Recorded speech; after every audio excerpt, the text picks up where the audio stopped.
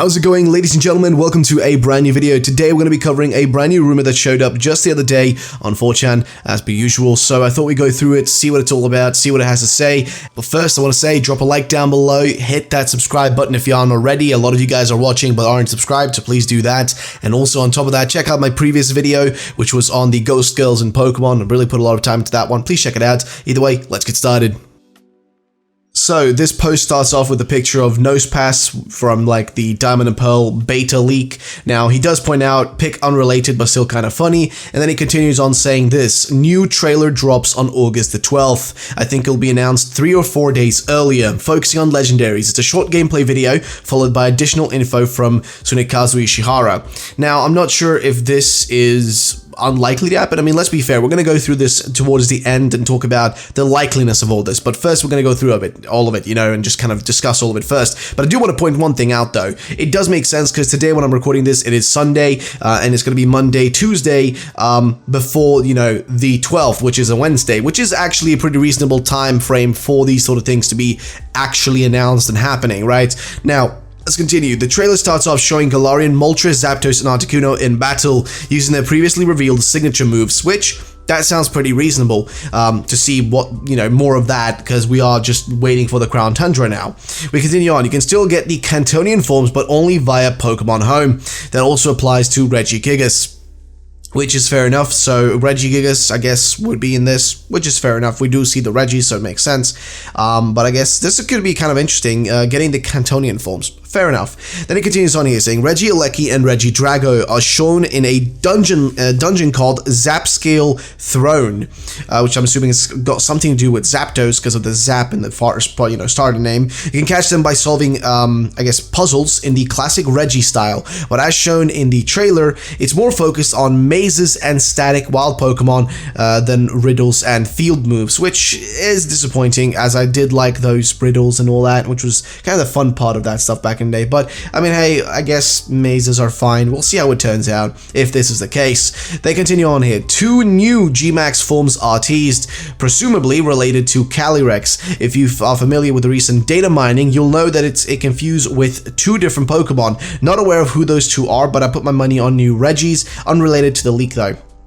He continues saying in there, Avery/Clara will also appear, seen with the MC in the port that is likely connected to Hulberry. Fair enough. Then he continues on saying, Peony's daughter, Margaret, is also revealed. She specializes in Dark-type Pokemon and has a Galarian Slowking as her main.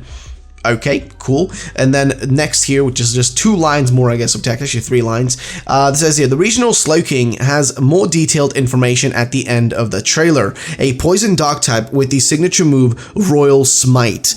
Changes type and animation depending on the user's highest attacking stat. Ooh, that's interesting. Judging by the toxic bubble effect after it hits, I guess it has a chance to poison the foe, which is fair enough. And then finishing it off, still no exact release date, but it's in November. So that's fair enough. We had a similar thing for this back in like June, because they told us like sometime summer, then they said sometime June, and then eventually it was sometime, you know, specifically on a, 17th of June. So it took a while before they gave us an exact date, which is fair because everything that's happened in the world, it's reasonable that, you know, they don't exactly know when things will come out. But with this, I think November seems like a reasonable date. It seems logical. It's the period of like when usually they would release new Pokemon products, and especially for mainline games.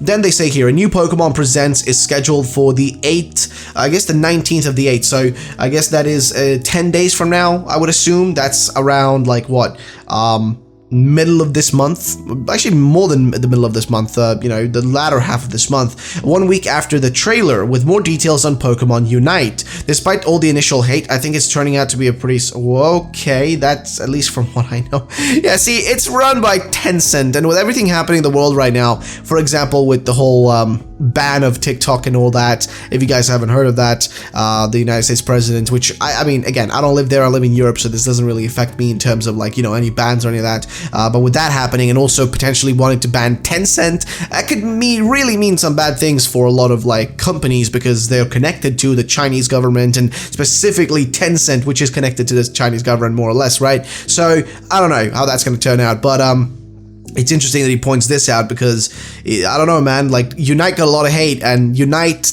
just didn't look too hot, to be honest. It looked a little on the weak side, to be frankly honest with you, especially with how they're gonna do the whole like energy system in that game. That doesn't look too great, but on top of also that, the game just, it looks like a generic MOBA with just a Pokemon skin on it, to be fair. But either way, so let's talk about all this a little bit more in depth, because there are a few things in the beginning that I want to discuss a little bit further. So let's do that.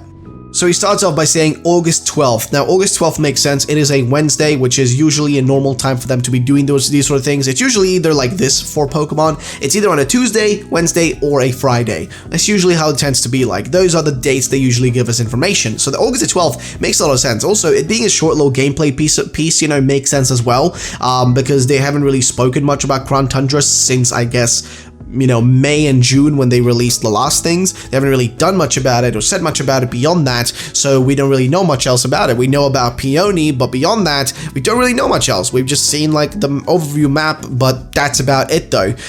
They haven't told us about like, you know, what else might be there, etc, etc, and also they haven't shown us anything about the next, you know, I guess Slowking, right? Like we haven't seen Slowking, but also on top of that, we haven't really seen if there's going to be anything else. I mean, the data mines have told us what's going to be there, but we don't know what those other two legendary Pokemon that are going to fuse with like Calyrex are, which I think they would want to reveal that somewhat to hype people more up to buy the games. I don't know. Again, that's what I'm trying to tell you. It's like I don't actually know what's going on here. It's a little bit odd, to be frankly honest.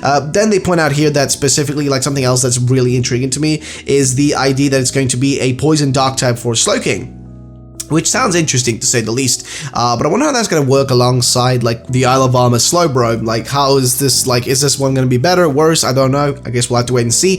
But I feel like honestly this is just like a pretty straightforward rumor. There's really not much else to really say about this. I guess the only thing remaining to be seen from this whole like Crown Tundra is just those two last Pokemon that will fuse with Calyrex. That's the only things that are just unknown variables, right? The only unknown variables to all of us right now is just that last piece of information is what those two are. He doesn't say here. He says he doesn't know, so who knows? It doesn't really give much information here as to what it could be, but I'm really curious though what the Zap Scale Throne is though. Like, what is that? Is this gonna be like specifically, if you compare to the Pokemon 2000 movie where we had Zapdos, Articuno, and Moltres all having their little islands, is this gonna be a similar thing to that where they're all gonna just have like their little towers which you can go through, or their little thrones? Like a Zap Scale Throne, I guess maybe for Zapdos, you know, Arti Scale Throne might be for Articuno, Moltres, you know, scale is maybe gonna be for Moltres. I don't know. My point is, I'm wondering if that's the case here. That's what's going on.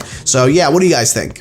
And that is it, ladies and gentlemen. That's it for today's video. I hope you guys did enjoy it. If you did, then drop a like down below. Thank you so much for watching. Again, my name is Rafael. If you guys want to see more content like this, then feel free to subscribe, leave a like down below. And of course, also, please check out my very, very highly edited and a video I'm really proud of, which is my Ghost Girls and Pokemon video. Please check it out. I'm trying to get it to 1,000 likes so I can make part 2. So please check it out. Drop a like on it. It would be really appreciated. Either way, that's the end of today's video. Peace out and bye-bye.